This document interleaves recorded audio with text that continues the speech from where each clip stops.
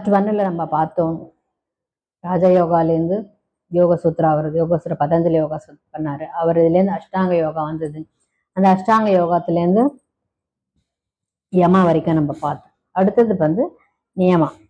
நியமான்றது பார்த்தீங்கன்னா என்னென்ன நம்ம எப்படி இருக்கணும், ஏமான்றதுக்கு ஒரு அழகான ஒரு எக்ஸ்பிளனேஷன் ஒழுக்கம். அதாவது நல்ல ஒழுக்கம்ன்றது ஒண்ணு வேற, தனிப்பட்ட ஒழுக்கம்ன்றது வேற. அதாவது இண்டிவிஜுவல். நம்ம யார வேணா நம்ம ஏமாத்திடலாம், ஆனா நம்மளே நம்ம ஏமாத்த முடியாது இல்லையா? எந்த ஒரு விஷயமே நம்மளுக்கு தெரியாம எந்த ஒரு விஷயம் நம்மளுக்கு நடக்காது. நம்மளுக்கு ஒரு இது நடக்குதுன்னா நம்மளுக்கு தெரியும், அடுத்தவங்களுக்கு என்ன தெரியாம இருக்கலாம் எந்த விஷயமும், நம்மளுக்கு இண்டிவிஜுவலுக்கு தெரியும். இப்ப தனிப்பட்ட ஒழுக்கம், ஒருத்தர் நமக்கு சொல்லிதான் நம்ம ஒழுக்கமா இருக்கணும்ன்றது கிடையாது. செல்ஃபாவே ஒழுக்கமா இருக்கிறது தான் என்னது நியமம். செல்ஃபாவே நம்ம ஒபீடியன்ட், ஒரு டிசிப்ளின்டா இருக்கிறது. தனிப்பட்ட ஒழுக்கம்ன்றது இது. தனிப்பட்ட ஒழுக்கத்துக்கு என்ன சொல்றாருன்னா பதஞ்சலியில சௌச்சா. சௌச்சா பியூரிட்டி. சௌச்சான்றது நீங்க கேள்விப்பட்டிருப்பீங்க. டாய்லெட்ல போறது மட்டும் சௌச்சா கிடையாது. அந்த ஒரு டாய்லெட் மட்டும் கிடையாது. ஆக்சுவலா நீங்க உங்களுடைய வீட்டிலேருந்து, உங்களோட உடைமைகள்லேருந்து, நீங்க இருக்கிற இடம்லேருந்து, உங்க மனசு எல்லாமே ஒரு பியூரிட்டியா இருக்கணும். பியூரிட்டி மீன்ஸ் ஒரு அளவுக்கு நல்ல ஒரு நீட்டா இருக்கணும். நீட்டா இருக்கிறதுக்கு அது ஒரு நீட்டா இருந்தாலே உங்களுக்கு நல்ல மனசு இருக்கும். அந்த கிளட்டர் மனசு வந்துடும் உங்களுக்கு. நீங்க அந்த கச்சானா பொருளோட நீங்க இருந்தீங்கன்னா உங்களுக்கு கிளட்டர் மனசு ஒரு மாதிரி, மனசே ஒரு மாதிரி குழப்பமான மனநிலை. அப்போ சௌச்சான்றது பியூரிட்டி. அதில் நிறைய பியூரிட்டி இருக்கும். டெய்லி குளிக்கணும், போகணும், வரணும், மாதிரி நல்லொழுக்க மாதிரி இதுவும் ஒரு பியூரிட்டி. அடுத்தது பார்த்தீங்கன்னா சந்தோஷா. சந்தோஷான்ற அது மனசு ஒரு அமைதிப்படுத்திக்கணும், சந்தோஷம் வரணும், இதை மாதிரி சந்தோஷம். அடுத்தது பார்த்தீங்கன்னா தபஸ். நம்ம ஒரு அமைதியான மலை, அது ஒரு தவங்கள் மாதிரி தபஸ்ல நம்ம இருக்கணும். அடுத்தது சுவாத்தியாயா. சுவாத்தியாயான்றது வேற ஒன்றும் கிடையாது, நல்ல நூல்களை படிக்கிறது. நிறைய நூல்கள் நம்ம இப்ப அதெல்லாம் இப்பயும் நிறைய நூல்கள், எந்த அளவுக்கு ஒரு மகான்களோட ஒரு மோட்டிவேஷன் 2 வகை இருக்கு. ஒன்று செல்ஃப் மோட்டிவேஷன், இன்னொன்று அடுத்தவங்க நம்மளை மோட்டிவேட் பண்றது. அடுத்தவங்க எவ்வளவு நாள் நம்மளுக்கு மோட்டிவேட் பண்ணுவாங்க? கண்டிப்பா கிடையாது. செல்ஃப் மோட்டிவேஷன் இருக்கிறதுக்கு புக்ஸ் நிறைய படிக்கலாம். புக்ஸ் படிக்கிறது சுவாத்தியாயன்னு பேர். அடுத்தது ஈஸ்வர பிரணிதானம், which is the constantly living with the awareness of the divine presence, surrender of the god. அதாவது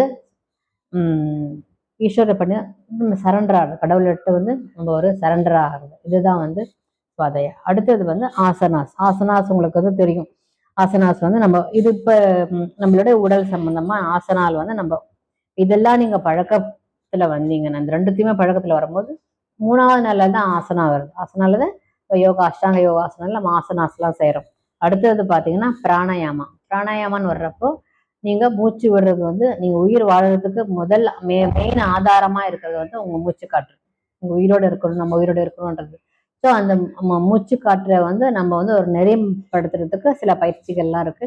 அந்த பயிற்சிகள்லாம் நம்ம செய்யறது தான் பிராணாயாமம். அடுத்தது தாரணா. தாரணா பாத்தீங்கன்னா ஒரு கான்சென்ட்ரேஷன் பண்றது. ஒரு இதுல 1 பாயிண்ட் கான்சென்ட்ரேஷன் பண்றது. 1 பாயிண்ட் கான்சென்ட்ரேஷன்ல அப்படியே இருக்கிறது. ஒரு பொருளை பார்க்கறோம்னா ஒரு 1 பாயிண்ட் கான்சென்ட்ரேஷன். படிக்கிறது கூட ஒரு 1 பாயிண்ட் கான்சென்ட்ரேஷன். இப்போ ரெக்கார்ட் பண்றோம்னா அதுதான் நான் கான்சென்ட்ரேஷன், இந்த நேரத்துல நான் இந்த வேலை செஞ்சுட்டு இருக்கேன் அப்படின்ற மாதிரி. அடுத்தது தியானம்.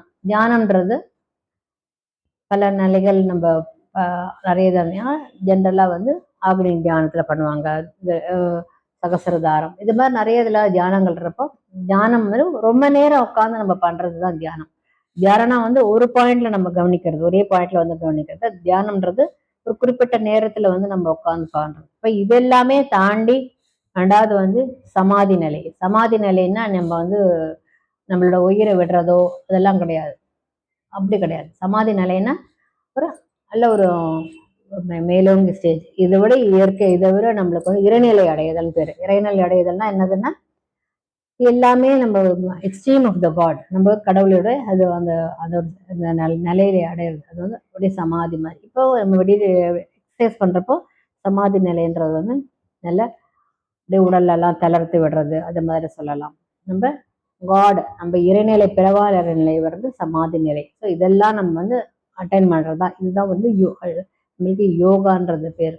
இதுலதான் நம்ம இருக்கு. இதுமாதிரி யாருமே செஞ்சு இதோட நம்ம வெறும் கை கால் அசைக்கிறது அப்படிலாம் யோகா கிடையாது. இதெல்லாம் தெரிஞ்சு வச்சுக்கணும். பேசிக் இது யோகாவை பற்றி என்னன்றது ஒரு சும்மா ஒரு ஹைலைட் மாதிரி நிறைய தெரியலன்னா கூட ஓ இப்படிதான் போல இருக்குன்னு. ஸோ அதுலேருந்து பிரிஞ்சு வர்றது தான் நம்ம. அப்புறம் அதில் தான் மாடர்ன் யோகாலாம் நிறைய வந்துருக்கு. அது தகுந்த மாதிரி நம்ம நிறைய செய்கிறோம், ஃபிட்னஸ் வச்சு செய்கிறோம், நம்ம ப்ராப்ஸ் வச்சு அதெல்லாம் செகண்ட். ஸோ அஷ்டாங்க யோகா இதுதான். ஒரு மனிதனுடைய யோகா கற்றுக்கிறதுக்கு இதில் நீங்கள் தெரிஞ்சுக்கிட்டிங்கன்னா ஒரு சின்ன ஒரு ஐடியா கிடைக்கும் உங்களுக்கு.